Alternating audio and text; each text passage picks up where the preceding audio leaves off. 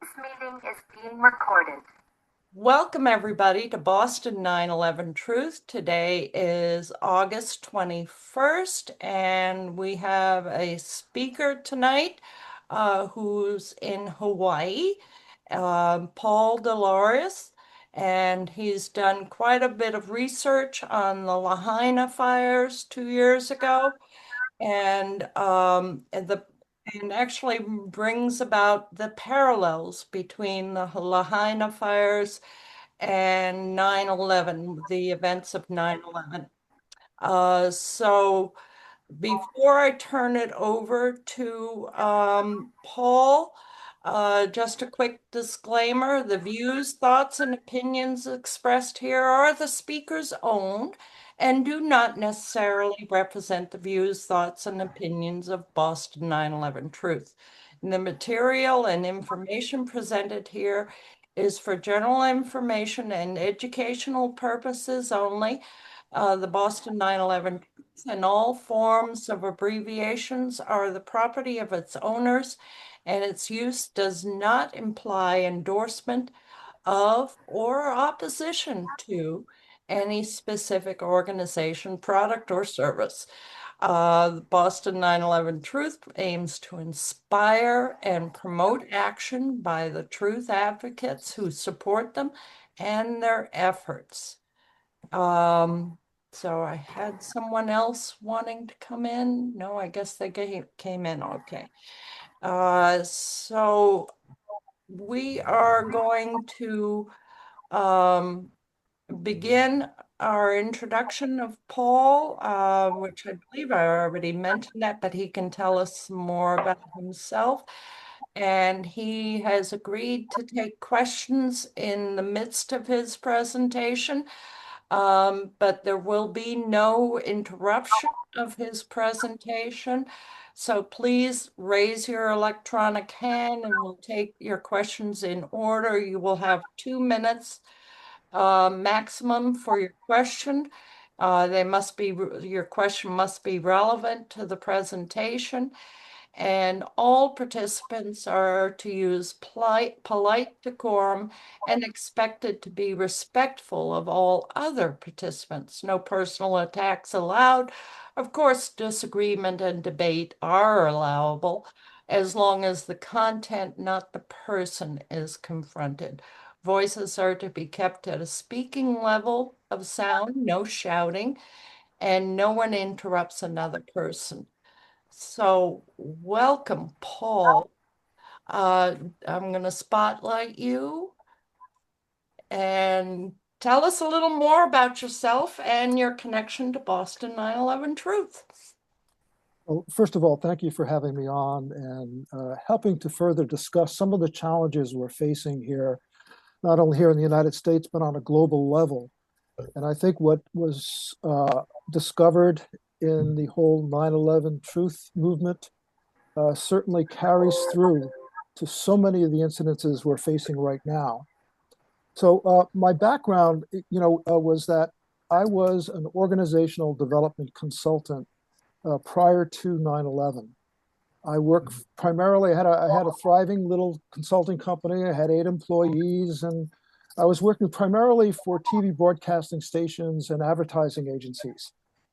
And it wasn't until I did not want to believe that 9/11 was an inside job at first.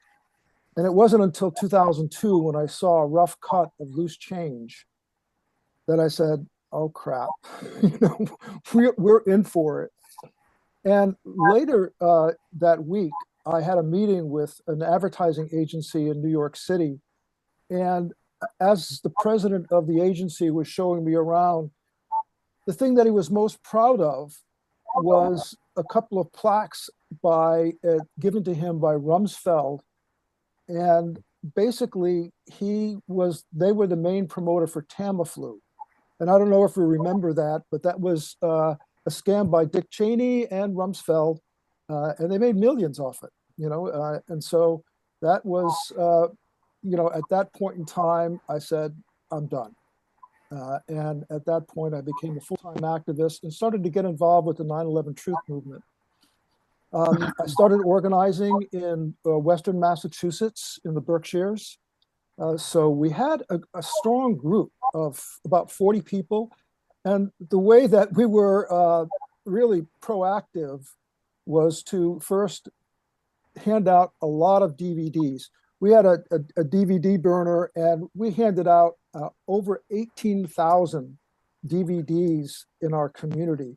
So we really started to hope to educate people so that we could expose the scam. And we thought that, like many of us, that if you expose this, we get the Achilles heel and we can change the corrupt system. A bit naive, but that was a big motivator at the time. And as we kept on organizing and we started to connect more and more, started to connect with Boston, 9/11 Truth. Chris Gruner was there at the time. And I was very impressed with the way Boston 9/11 Truth was being run. And as I started to also connect with other areas, New Hampshire, Vermont, Connecticut, we started to work with some of those grassroots groups. Oops, Development consultant, I was able to provide a lot of insightful information and support so that these organizations could function in a pretty effective way. And as I kept on doing that, then 911truth.org, Janice Matthew was the director at the time, contacted me and asked if I wanted to be in charge of the grassroots groups that 9/11 Truth was trying to form and activate. So when I started to get involved with that, I really rolled up my sleeve and started to connect with a lot of different people, not only throughout the United States, but Europe, who were very much involved with trying to get the truth out. So we started to work together as a grassroots community. And at the time, by the time I finished doing this, this was, I think, back in 2006, 7, we had over 270 grassroots groups that were proactive, involved in a lot of different things that had to do with exposing what happened with 9/11. There were some good researchers that were part of these different teams that would share things. But back then, starting back in 2003, when I was working with these larger grassroots groups, we didn't have Zoom. We didn't have the internet like we have now. So what we were relegated to do was telephone. So I would have monthly meetings with these grassroots groups, and we would have up to 2,500 people on a telephone call, if you can imagine that.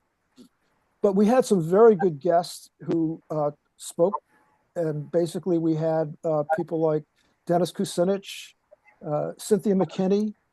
So these were people who really were out to expose the truth and put it all out there, even if their careers could have suffered. And certainly Cynthia McKinney certainly got bashed because she was trying to expose some of the things with 9/11. Yeah. But back then, again, there was a lot of hope that we could really expose the truth and get things out. But I guess what really happened. We actually have a question. Mike Cook had his hand raised. Can you take a question right now? Yes, please, Mike. Hi. Hi. Am I muted? Nope. No, you're good. Hear you loud and clear. Yeah. I was just wondering whatever happened to Janice Matthews. I hadn't heard that name in a long time, and she was tremendous. I don't know, and because I ended up leaving because there were a lot of shills involved, and I can go into that a little bit about the sabotage that was going on. But no, I haven't heard back from Janice in a long time, so I don't know what happened to her. But she was a single mom. She had 2 kids, and but she was pretty proactive, obviously. She involved in was this. incredible. I'll repeat, she was incredible. She did a hell of a job, and I just hope she's all right. Yep. David. She passed several years ago. I thought she How? had six kids. Oh, How? well, you know what? I think you might be right about the number of kids, but I didn't know that. So, uh, Janice, rest in peace. And certainly you made a contribution to trying to get the truth out to our larger community. How did Janice die? I don't remember. Okay, I can look that up and try to. Thank you. I'm so sorry. I hope we So, didn't derail you. Go ahead, Paul. well, again, but this was really quite an effort. There was a lot of energy and effort. You know, by 2005, momentum had been increasing. When we first started, we did these polls to find out if people thought or were concerned about 9/11 and felt it needed further investigation. And then there was some that felt that 9/11 was an inside job. So we kept on doing polls. And that one where 9/11 was an inside job started at like 11%. And then by the time I was done in around 2006, 2007, I think about 2007, we were up to, close to 30%. So it really had moved the needle quite a bit at that time to make people more consciously aware of what's happening. So that quest for truth, like all of you have been doing for quite some time. I mean, I'm very impressed with how many people are still involved with the 9/11 truth movement. I've been with, I was just with a group called Truth Action Project, and there are many 9/11 truthers that are involved with that also. And I think that, once we started to wake up, all of us, and started to fully be more conscious of what's truly happening, I think some of us certainly got really motivated to keep it going, regardless of the challenges and sometimes some of the sabotage that was happening. And I just wanted to just talk a little bit about the sabotage piece also, because it was very prevalent. Back when I was involved with the 9/11 truth movement, I got to kind of oversee all these different grassroots groups, and they started to tell me about very specific people who would come in and create disruption. And there was a pattern to the disruption. So as I started to dig more and more, I saw some of the people here in New England using those same strategies to bust up these grassroots groups that were trying to get the truth out. So these saboteurs I got to know actually 3 of them quite well, and they opened up to me at one point in time where basically there was a whole group, a whole cadre of contractors who were hired by the CIA, and they had monthly meetings where they would strategize on how to bust up grassroots groups. So basically, with all of these different grassroots groups reporting in, and as I was facilitating them, I got to hear a lot of their stories and a lot of the challenges. So what we did is we came up with a countermeasure on how to prevent, and also then how to heal a group who has been attacked by one of these saboteurs. And like as I mentioned, there were 6 active ones in New England. And basically, they would go into different groups and just come as an activist. Many of them would volunteer their time like crazy. So they would get all these different projects, and people would start to look up with them and say, "Oh, great, so great to have you here as part of the team, da da da." And then all of a sudden you start to see all these divisive things that were happening within the group that were stemming from that person.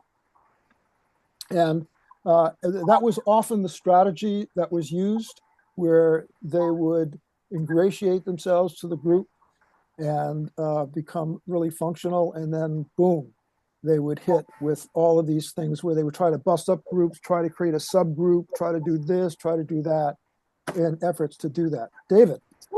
Do you mind giving names of the saboteurs?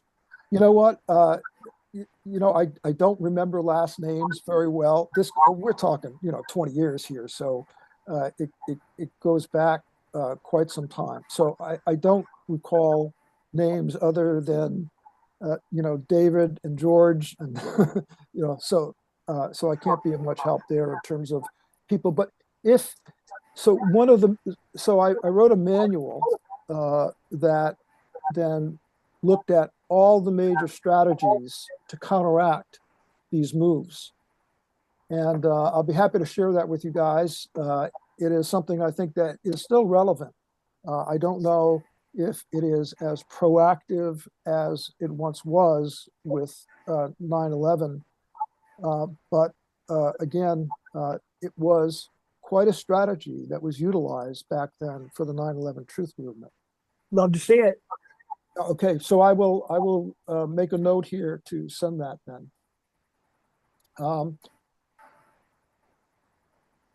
So what we did was basically, after a while, trying all these different strategies with the 9/11 truth movement. And I remember Les Jamison, his efforts I don't know if you remember Les, but Yes. he did quite an effort in Manhattan to put together a petition. I don't know, was any of you involved with that petition, getting that? So Wayne, you were, okay, great. I don't live in New York. I was in contact with, Les. So there was quite an effort, a lot of money put into it. Instead of getting the 30-something thousand required signatures, they got over 60,000. Is that right, Wayne? It was around that. And so was this the high-rise ballot initiative? Yes. I think so. Yeah. Yeah. Yeah. And can I have people go on mute that aren't speaking because there's some really annoying feedback? There you I go. will mute everybody who's except our speaker. Okay. Great. All right. So anyway, it was quite an effort that was put out by Les. I remember staying at Les's place, and we would go out and try to get signatures early in the morning, and it was quite an effort. They took those signatures. The judge in district court basically said, I'm going to throw this out. This has already been done. I'm not going to waste taxpayers' money. And that was such a discouraging thing to realize, that we couldn't use the judicial system. Everything was blocked. That whole commission report was such a scam. And Underwriter Laboratories fabricating the data with the NIST report, coming up with this whole pancake theory. It just kept on going on and on. But it didn't, all our efforts in all these different groups and all these petitions, we couldn't penetrate the federal system. It was too locked up. It was too corrupt. There were way too many layers to go through to try to make anything significant in terms of legislation, in terms of legal efforts, in terms of even exposing things from an investigation standpoint. So with that, I just felt like, from my perspective back then, I was beating my head against the wall.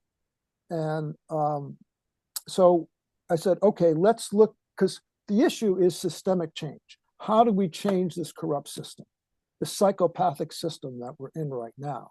That to me was the bigger question, especially being an organizational development consultant, and the way that I would utilize systems analysis to look at organizations. So when I look at the systems that run our society, I thought, well, okay, federal government, we can't penetrate.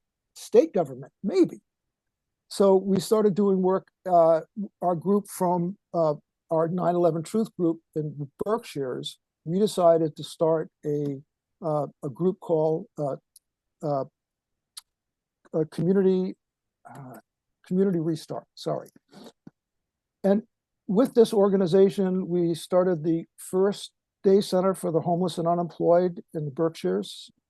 We had a day center for the that would have 60 people a day come through our door. We had a cot shelter, an overnight cot shelter for the wintertime. Because a lot of people were getting frostbite sleeping out on the street. We had the highest level of diabetes in New England. So we had the city to give us 6 gardens, 6 plots, and we got local farmers to help us make them into beautiful gardens.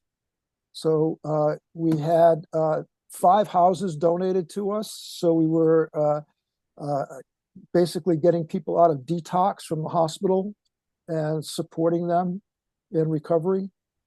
So these were the types of things that we were involved in, as well as alternative energy. But again, the state government went out of their way to try to shut us down, to try to stop these types of initiatives. It was amazing. You know, it was like this whole political machine was geared towards stopping any initiatives that could really change the system in a positive and uplifting way, and unplug from the cabal that runs things. And what city was this?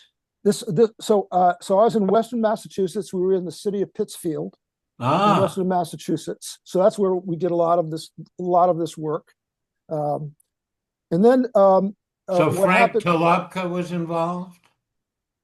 Frank Talopka was involved? No. Otis. Frank Talopka is one of our Boston 9/11 Truth members from the past, and he was out western in Otis, Massachusetts. I think I know which Frank you're talking about. There were several in our group, but okay. Yeah. Okay. And so anyway, we basically had this organization, and we were being shut down by the powers that shouldn't be, but they're in power. And so at that time, I had some friends from Maui call me up and ask if I could help them with trying to get the majority of the county council elected. And then I had this long conversation with Ralph Nader and about what would be the best strategy to change the system. And as we looked at all the different things, he agreed, like, we have to get to the legislature. You have to get to the legislator of all of these different, not only state, county, but particularly county and local government, because that's where we have control. That's where big money interests does not have their hands in everything and controlling things. And if someone tries to go against them, you better believe you get blackballed, that type of behavior. Basically, what we decided to do was to say, well, wait a minute, I think maybe the systemic change can happen on a local government level, because that's where we can truly have access.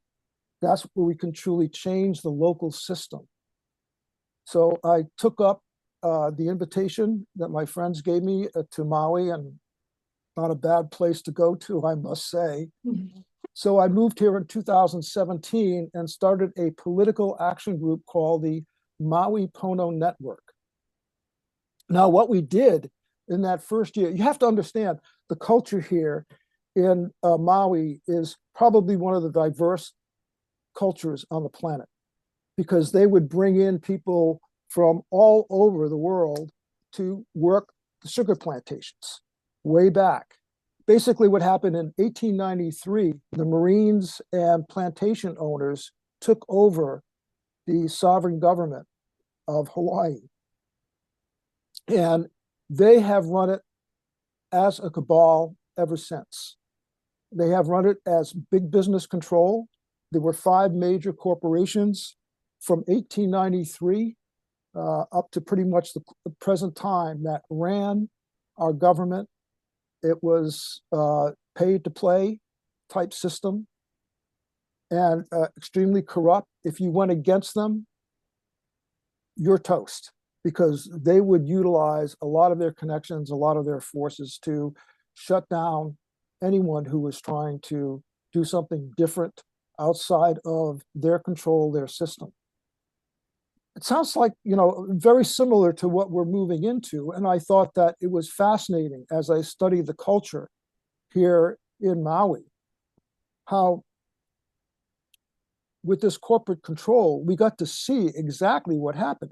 They would, if people would protest to try to get living wages, just enough to live on from the plantations, they would send in the police, and then they would actually shoot them. One protest had 23 people dead. Excuse me.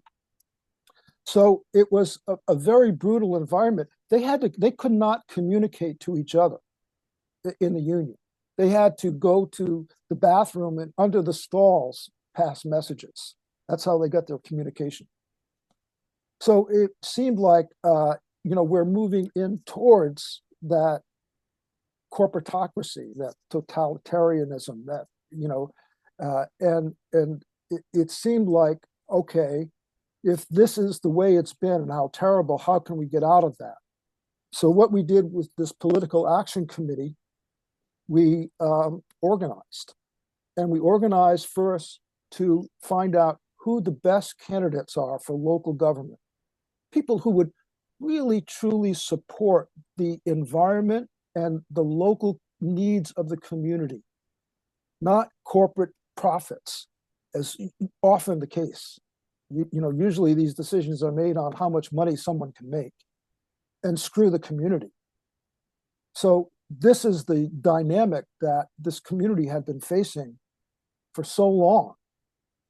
But what happened in 2018, because of our efforts to organize and to work collaboratively to get that majority of the county council, we were able then to, with that majority, change the system.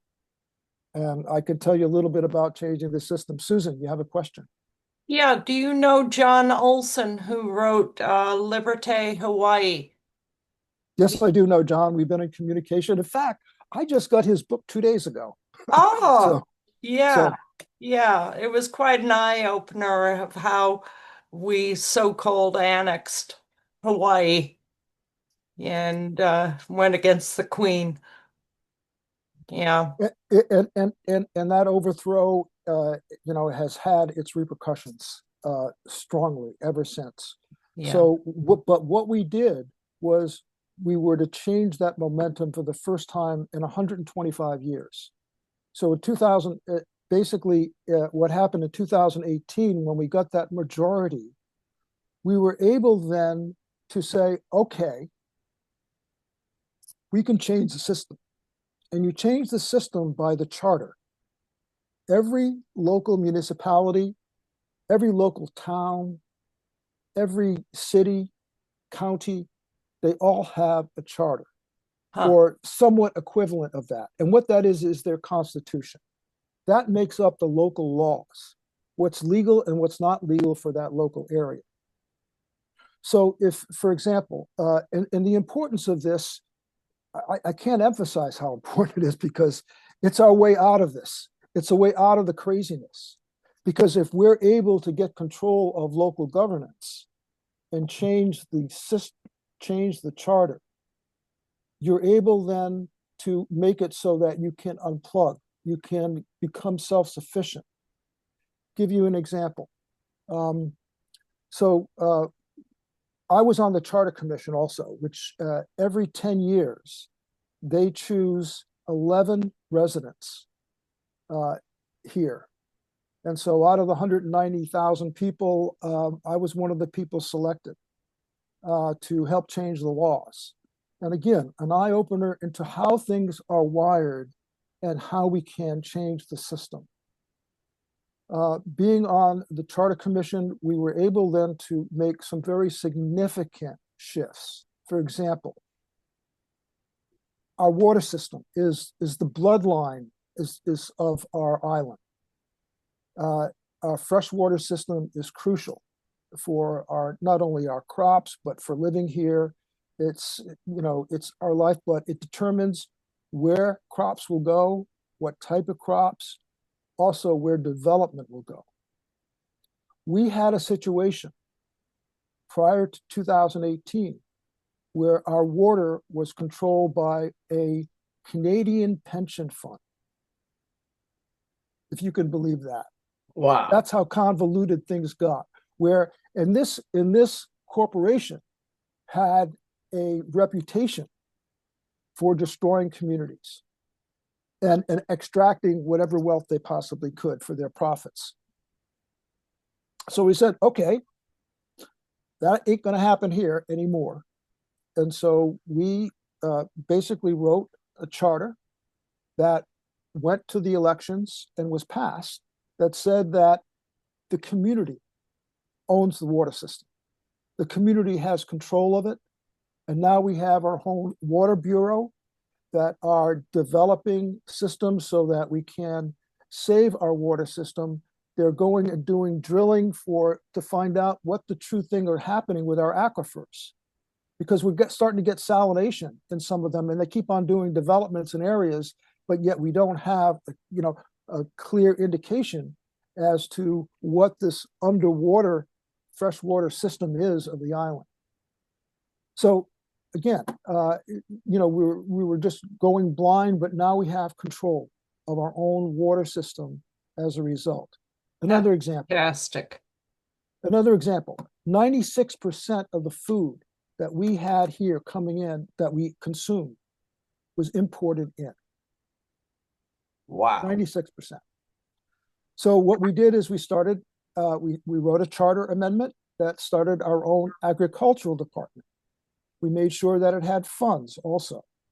So now they started a whole program several years back that took young farmers, people who really wanted to make that their profession, did training, gave them the means to start a small plot to begin with, gave them instructors so that they could understand about proper soil maintenance, especially with organic farming that they were promoting. And as a result, now we have a lot of small local farmers who are producing this incredible produce. Part of that also is that we've got these food hubs throughout the community. So now they have these weekly markets where you can get this incredible, beautiful local produce that's all organic and really clean. It's just fantastic. And we didn't have that before. But to give you an example of how a local charter can change everything.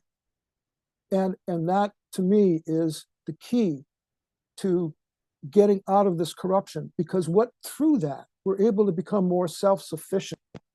And yes, David, you have a question? Thank you. Thank you. I just want to arrange to talk with you later. I know of a technology which really helps conventional farmers get away from using chemical pesticides and chemical fertilizers, using biophysics developed by somebody in Italy, and it protects against disease and pests without harming the pests. So I just want to arrange to talk to you later about that. Sure, David. Sure. I'll I'm sure Susan has my contact information. Again, I think that what's happened, as you were saying, there's a lot of advancements, and because they're working with the university now, and we have some experts on who are part of that whole program, they're able to do things like David, like you suggested. They've been able to experiment and work with different types of crops that don't use pesticides or a minimal stuff. So again, when we start to look at how do we change the system? That's been my major question through all of this, starting with 9/11. How do we go about this process? And I think that what we did in the process of how we developed this is very telling on what's effective and how any community, any local group can start this and make it effective. Hang on a second. I just want to show you two books that are related to this.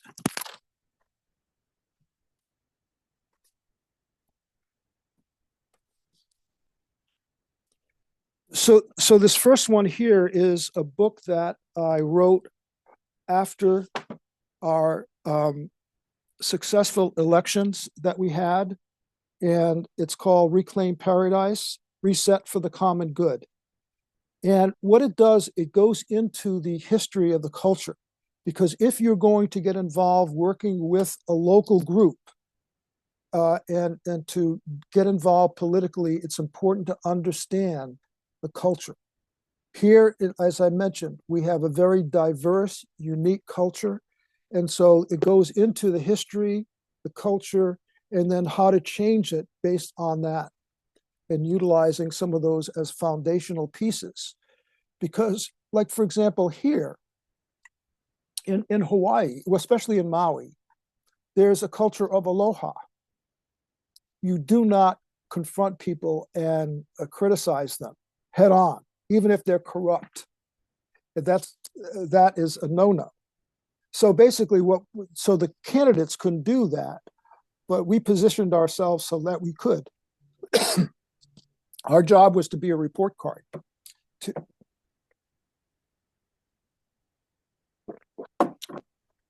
So, excuse me. I'm talking a lot, so yeah. Stay hydrated. So, I think that if we're all interested in changing the system, this is something to consider. I know a lot of people, especially here in Hawaii, are fed up with the government and seeing it really as a big cabal, which, if you look at the way it's wired at this point in time, it is in many ways. So what was that Canadian company that had controlled your water? You know what? I was trying to think of it as I was talking, and it just slipped my mind. Okay. But they were a pension fund, and they had a lot of elderly facilities, elder care facilities, and they were under a lot of scrutiny because out of all the elder care communities, their death rate was almost double during the COVID epidemic. So, or some people like to call it plandemic.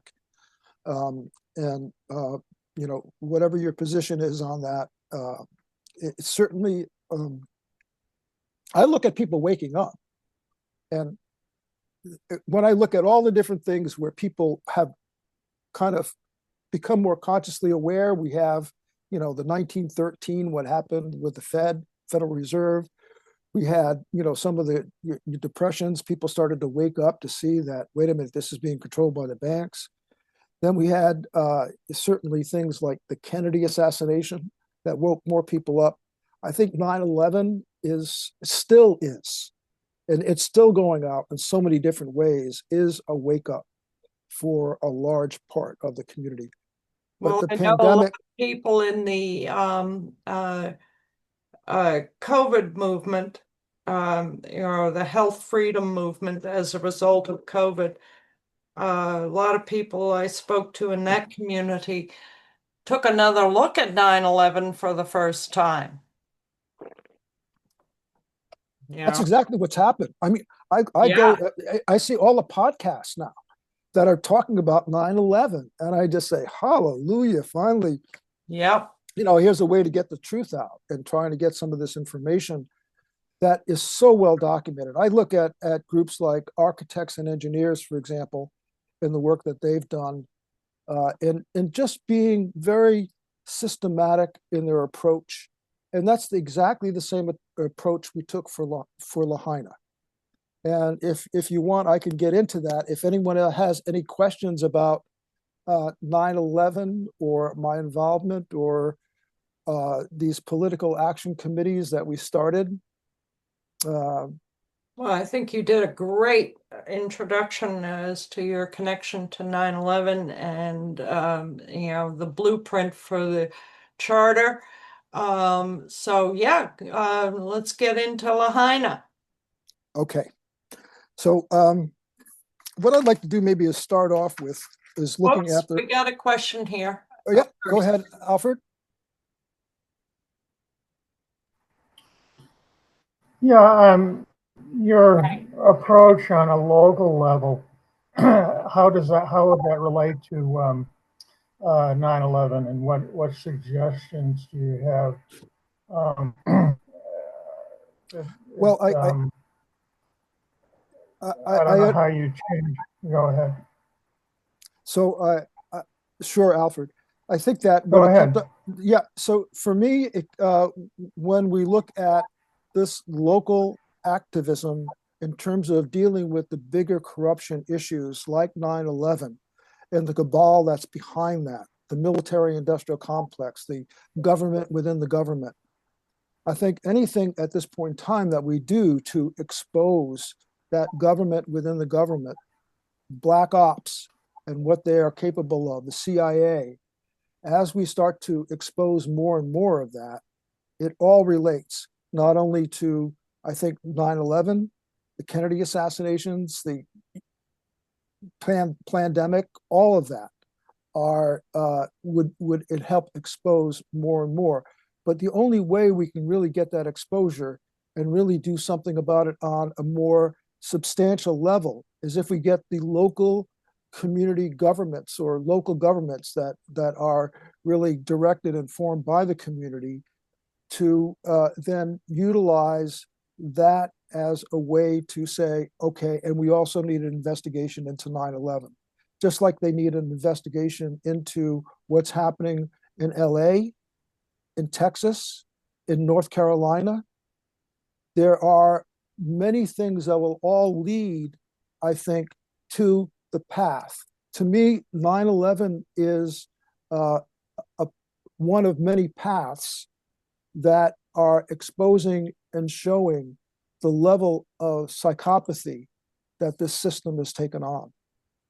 And as we start to expose just one piece of that, it relates to others. Just as Susan, you were saying that as people become more consciously aware of what happened with the pandemic and the injuries that's caused and the harm, people are waking up and now are more open than ever to stuff like 9/11 and all of these other incidences that are happening globally at this point in time. So, I think it is almost a collaborative effort to try to get people to deal with this belief system, because that's what we're really dealing with. When I was in the 9/11 Truth Movement, that was something that we were really trying to hit home with, that we are dealing with subconscious belief systems. People have been inculcated since birth, and about how the government, yay, rah, rah, US, USA, and again, you just see the propaganda happening everywhere. True. And how do you get people to all of a sudden realize that this mechanism is evil and corrupt? And it's just the opposite, 180 degrees of what they're trying to, put out there. So I think that, we'll keep on exposing, and as we expose, no matter what area is exposed, it'll show that the corruption is there, and then that'll lead into other people looking into more things like 9/11 and really getting the full scope of how corrupt the system is. So you're advocating, addressing a lot of issues here.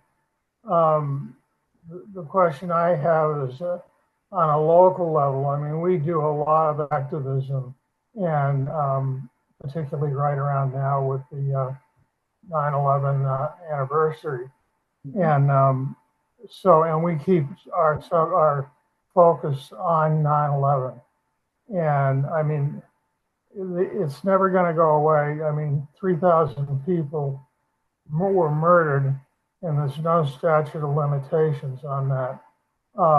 And my big fear, and you know, what happened with COVID to our group was we lost a lot of people because they were tired of talking about 9/11, tired of the activism associated with it, and went on to some other subject matter.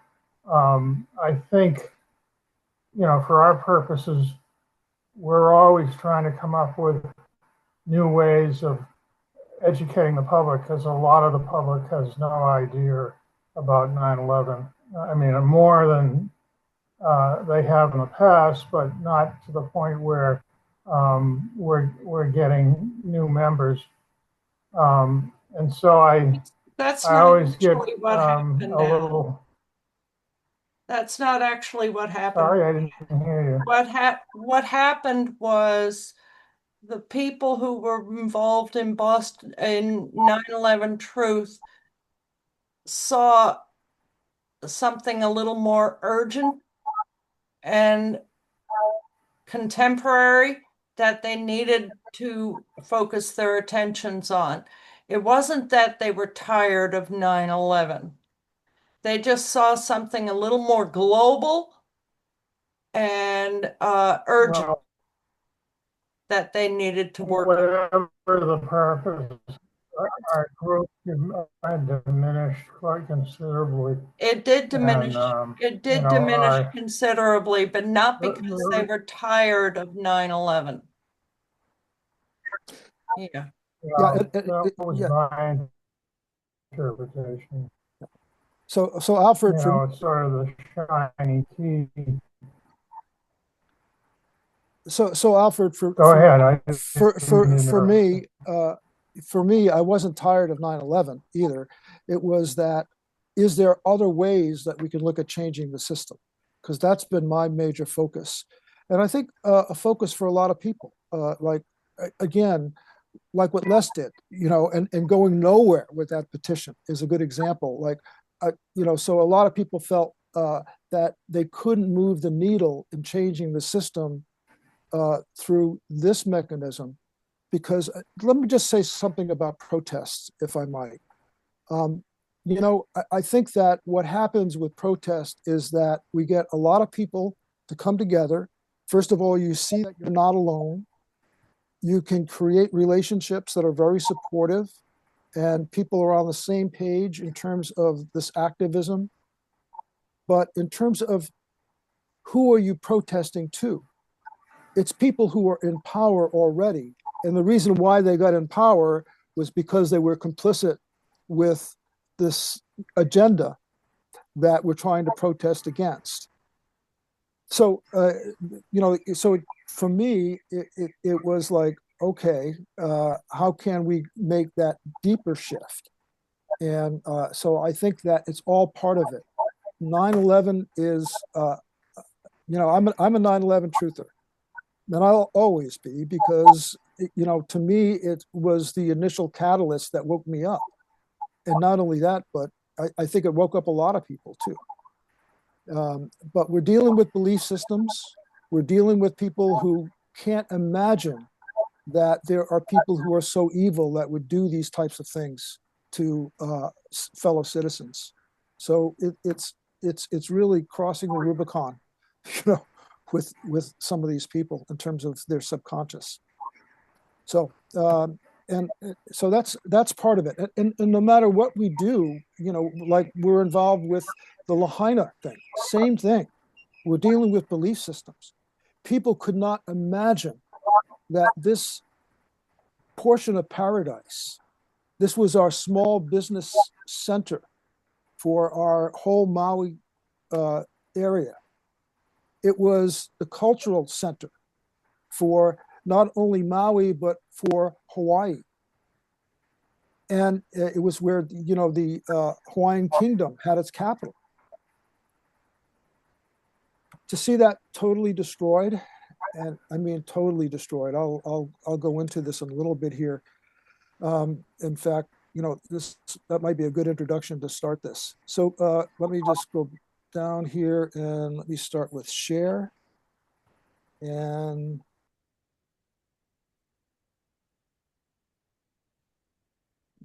let's see if I can get this up here. So. Yep, we see it. Can you see it? Okay. Okay, there we go. So this is our group. It is called Maui Community Investigation. Kuleana is that means it is our purpose, our focus. And this is Lahaina prior to the fire. And as I mentioned, it was our small business center for the entire county, as well as its cultural center. This is what was destroyed.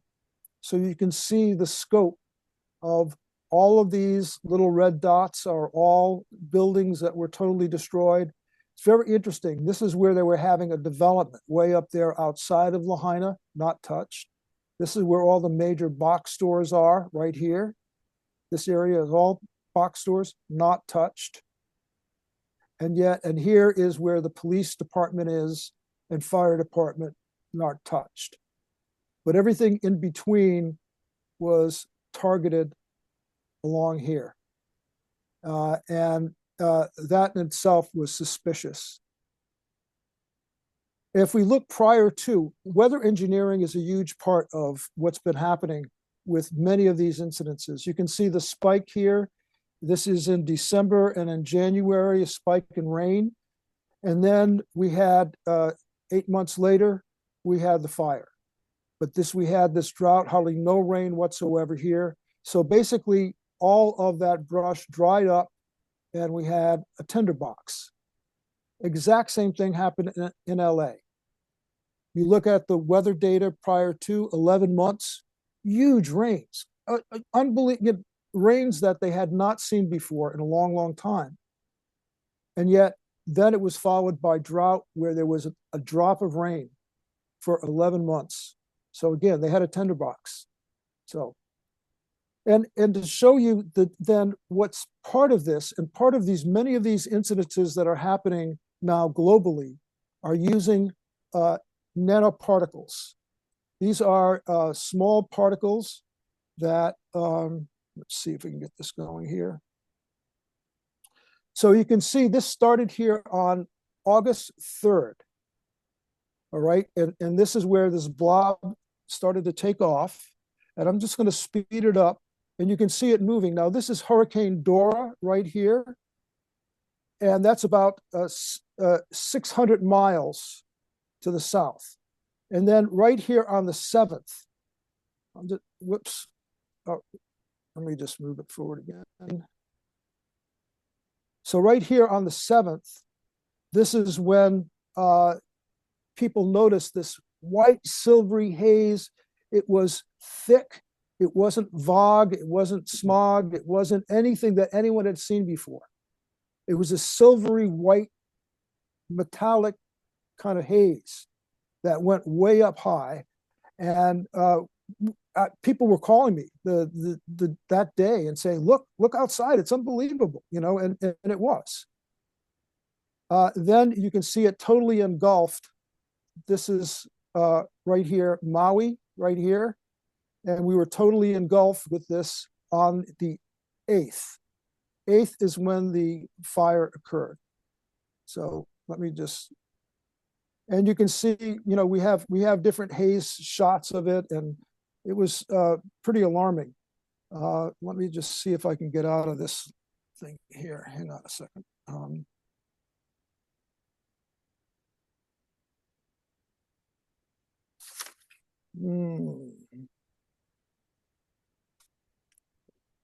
Trying to get out of this loop here, but for some reason. You have to stop share and start share with the new screen. Okay.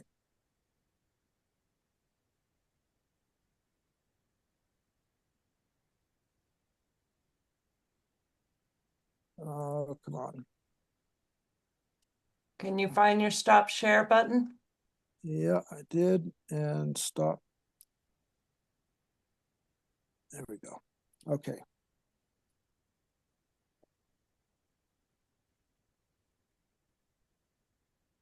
Sorry for this little delay here. That's okay. And let me just go up here to this. Oh no, come on. It keeps on bringing me to this loop. There we go. We saw something. I'm sorry. I don't know why I can't get out of this loop. I will stop share again. And when you start share, make sure you click on the screen you want first.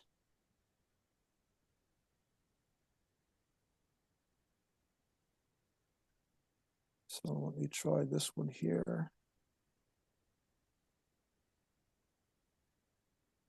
So can you see that now on the screen? Not yet. There, we see the Maui community investigation. Okay, we're getting there. All right. And let me go down to here.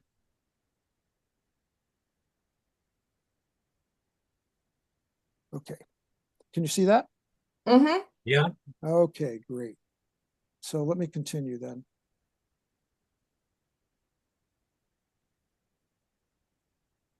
Come on. Oh no. I don't know why it keeps on bringing me back to this Mantusky thing. Sorry, let me just try one more time here.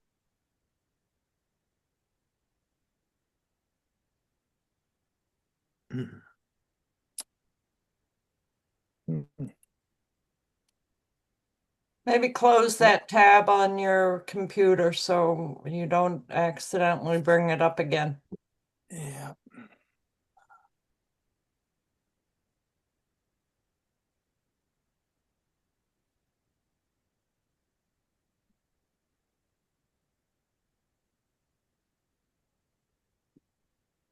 Okay, here we go.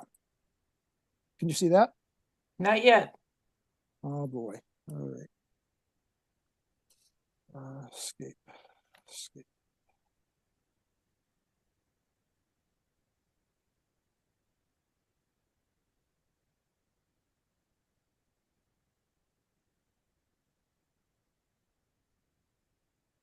How's that? Can you see that now? Almost. I see that you're sharing a screen. There's a bit of a delay because of the time zone difference. Yep, I see it now. You got it? Okay, so good. Let me just zip through this here and yeah, it's not letting me go past this for some reason. Let me I think in the future I'm not going to have that slide in there. Can you go back into regular mode without the full screen? Hit me escape just- or something like that? Yeah, let me just, And then go to the next one in your PowerPoint on the left-hand side.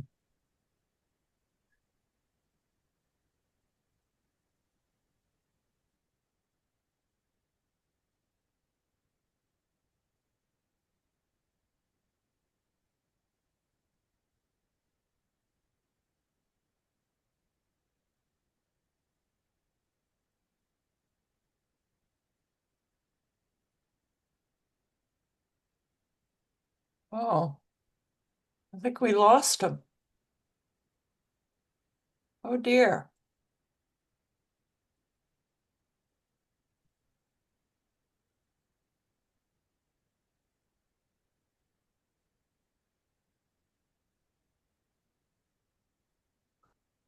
I hope he rejoins us.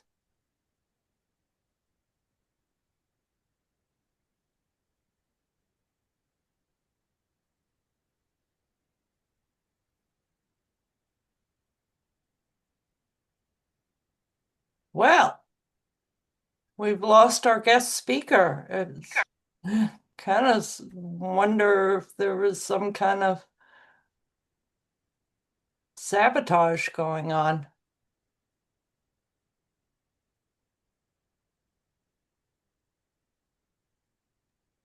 Gravitage. Yeah, he did it did show up on his screen that there was his internet was unstable, but that usually just means it will just freeze. But Yeah, maybe he it got did hooked freeze up. a couple of times for a few seconds. Yeah, but it's strange that he couldn't get past that screen that was showing the. Well, a lot of times with PowerPoint, if you have something set to, the setting will be to start automatically, and apparently it was hard to get out of or something like that. Right. With a continuous loop, I don't know. And he should have just gone past that and then started full screen from the next slide. Instead of going through as full screen, because when you're full screen, if you go to the next slide, you'll go and it's set to run automatically. It will. So Right. hope he joins again. It was very interesting. Yeah. Oh, and he's So, Bruce Douglas again. We'll have to change his name again. He's coming well, back. while he's coming back, upcoming for Boston 9/11 Truth. I think I got these dates. September 4th, Tony Rook at 3 p.m. Correct? September 25th, Ross Muir. Yep. October 2nd, Dusty Burke. Yep. And October 16th, a combo with Paul Zaremka and Craig McKee. That's right. All Do right. Paul and Craig agree or Yes, they disagree? did. Well, No, they agreed to do it, but do they agree on the issue? well, we shall see. Stay tuned. And I'm sure there will be some disagreement, as there always is. But that they've agreed to talk with each other, so that's awesome. And I don't know who Kevin is. Would you say who he is? Kevin. Burke? Who's the one? Who's the Burke?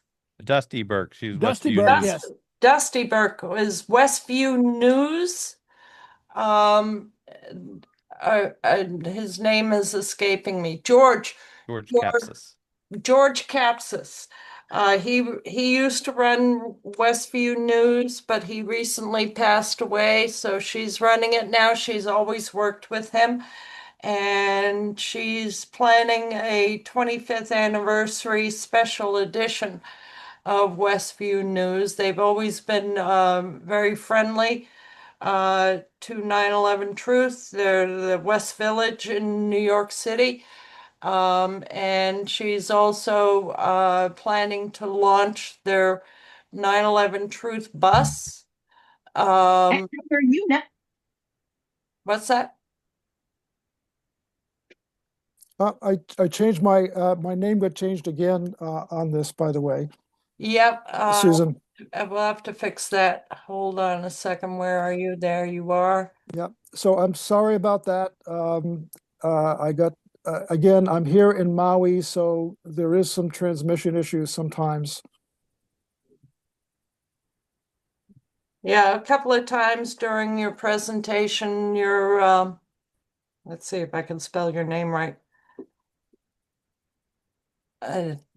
Forgive me if I misspelled. That's good. You got it. Okay. You got it. Yeah, a couple of times during your presentation, it froze for just a second or so. So it's all good. Steve Andrews has his hand raised. Go ahead, Steve. Oh, yes, thank you. Excuse me. Yes, sir. I would just, since you're from Hawaii, if I understand correctly, right? I'm curious if you know anything about Tulsi Gabbard, her father, and their kind of group called Science of Identity. To me, this is a really, really interesting topic, and I've read a lot about it. I understand they are kind of a big deal in local Hawaii politics. They run a bunch of like vegan restaurants and kind of things like that. And I'm just curious if you know anything about that or what your perspective on that might be. Thank you. It was a really interesting call. Thank you. So, Steve, I think that first of all, I don't know a lot about Tulsi. I haven't done a deep dive into it. She certainly has been very articulate and has been, a big player in our local political scene here for quite some time. And her father certainly has been also. I don't know too much about their policies or their specific politics, so I really can't answer that. And Jack has his hand raised. Go ahead, Jack. Yes, we've had similar metallic fogs and the chemtrail powder spread all over the place here. And I gathered a bunch of it and on paper towels and let it dry in a hot window and then lit it, and it burns like crazy. Wow. That's very interesting, John. Did you take a little video clip of that by any chance? No, I didn't. It all happened Okay. too fast. And then Okay. there was one day, or no, 2 days, where the wind was blowing, and also there was a huge amount of dust coming out of the sky.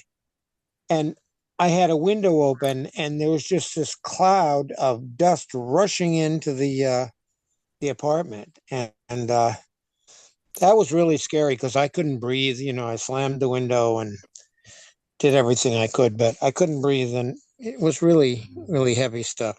It's definitely powder.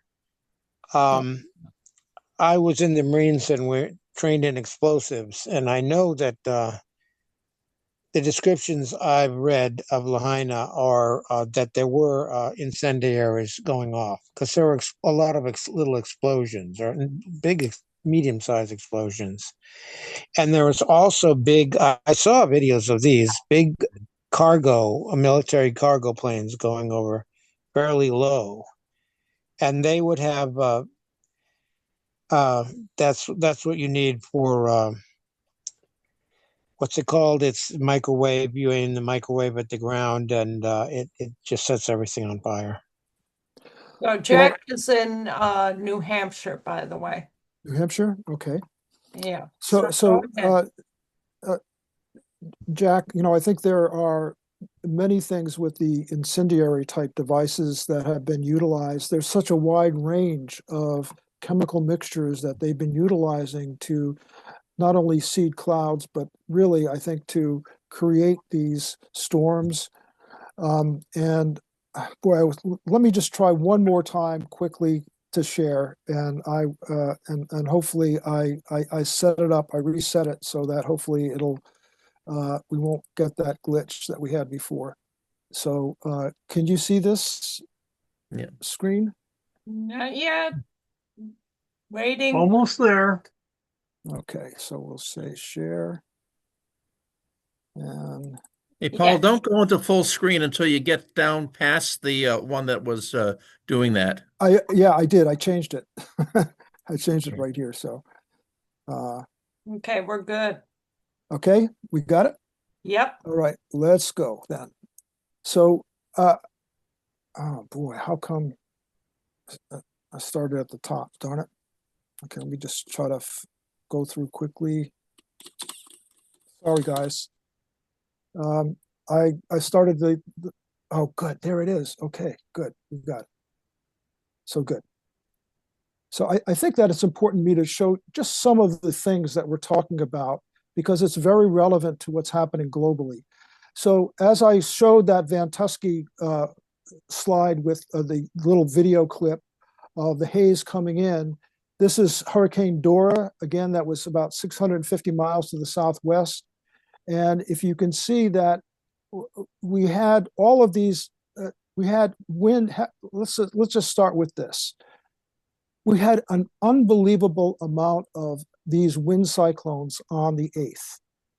These are water spouts that happen occasionally, but they were all over the place, and they were up to 2 miles offshore that we could spot them. Very strange that the wind was very intense where these two fires were. This is Kula, where I'm circling here, and this is Lahaina right here. Only these two areas had intense swirling winds. All the other parts of the island were calm. I'm here in Kihei, and the wind was actually stagnant on that day. But it was roaring over here in these two things. Wow. If you look at the troposphere, these are satellite imagery. Notice how there's a frequency that seems to be emanating. This is the hurricane. So but up here, notice the frequency that's being emanated. And you can see that, again, when you start to use electromagnetic energy and start to use different HAARP technology, this is the type of imaging that sometimes occurred. And look at how strange these clouds are, coming in lines. This is, again, on the 8th, and hitting Maui. But notice as it hits Maui, all of a sudden, there are no clouds here anymore. Very bizarre, not natural. And then we look at so basically, we have these strange phenomena. And basically, they were saying that, wait a minute, we have this inversion that was happening right here and right here from a high pressure system 700 miles away, high pressure system, and the 650 mile an hour Hurricane Dora that was out here. It was impossible because these two are diverting. The wind stayed steady for 14 hours in those two spots. That's impossible from any type of natural phenomena to have these cloud formations like that. It is not natural. So that's what we did. We looked at what is natural and what is not natural. For example, as soon as that incident occurred, they claimed climate change, global warming. That's the reason why we had these intense fires. Well, if you look at the 10-year averages here in Maui, it goes to 80 degrees, 80 degrees, 80 degrees, 81, 79, 79, 81. It's like there, and you know what a temperature difference is when you feel that. You can barely notice the difference. And yet they're claiming that it's global warming. When we did the same thing for LA, we did a comparison. Again, you look at the data and look at it from the 1800s, 1870s we started. And again, same pattern. So now let's go to the fire itself. And this is where basically we had a restart. And this is the restart of the fire right here. So it started really happening early that morning on the 8th. It started right in this very spot. They put it out. It was out by 9 o'clock. The fire was done. But yet at 3 o'clock, all of a sudden, as soon as the fire truck left, boom, it started up again and traveled really, really fast. It's like someone had a laser and was just sort of moving it along quickly. And the firemen couldn't keep up with the blaze that was coming down this little gulch here. And this is a pretty wide highway. For it to jump it was, again, was not normal. And then this is the roundabout, and you can see the flames coming down. And this is the inception point right here of where it hit, then into the town of Lahaina. Now I'm going to bring, so this is it. This is where across the highway. This is that little, we're right here looking at the flames over here. And I'm going to bring your attention to this spot right here. So this is taken after the fire. This is taken 3 days after the fire. Notice the Quonset hut here. This is a Quonset hut. This is a house. And notice this black dot. Okay, and we're going to zoom in. We're going to go right to that black dot. I took this photograph 2 weeks after the fire. I snuck in with my buddy, Bruce Douglas. And notice that we have the Quonset hut, perfectly fine, house, shingles, no problem. Notice the light brush right on the fence. Not touched, not singed, nothing. But notice the engine block and the whole cab area totally destroyed. I could actually take these aerosol cans and they work. They could spray. And if you look at the back of the vehicle, tires are not burnt. You have this whole back here that's hardly untouched. Ladders and stuff and wooden implements right here, not touched. These are all wooden things, some wooden things here, handles and stuff, not touched. This was all in a wide asphalt parking lot. You raised another question. You said you snuck in. I had seen that they put a barrier and it was guarded to keep people from going in. That's correct. They had the National Guard there. They had troops from all over. They had a huge barrier that they put around the whole thing. And so as soon as I walked in and took this photograph, I knew it was another 9/11. Well, it certainly smells of a cover-up for sure, that they wouldn't want people seeing what actually happened. So let's continue, because that's what we did. We just stuck with the facts, stick with the data, stick with our community getting all the videos and information, and our group, the Maui Community Investigation, became the repository for all of our data for our community. And we have thousands of videos and pictures. David Schlesinger has his hand raised. It's about 9/11, so I'm willing to wait. Oh, okay. Okay. So how can this be? How can you have an engine block be destroyed and yet the thin sheet metal here, everything is intact? How is that possible? So these are the questions that we kept on asking as we kept on doing our investigation and going in there. Now, I made about 20 trips into the burn zone while before the cleanup actually occurred. actually looks like there's a puddle of metal there. Yeah. So well, it is. This is it. This is this is the result of a fire that, for example, left shrubs untouched, houses untouched, but yet this is in the middle of a big driveway, destroyed. Now, the only thing that can start to give an explanation to this in the vehicles is something was attracted to very dense material. I had to put this in there. This is from LA. Isn't this amazing when you look at the engine being burnt here, burning, yet do you see any flames anywhere else, any fire anywhere else? How can this be?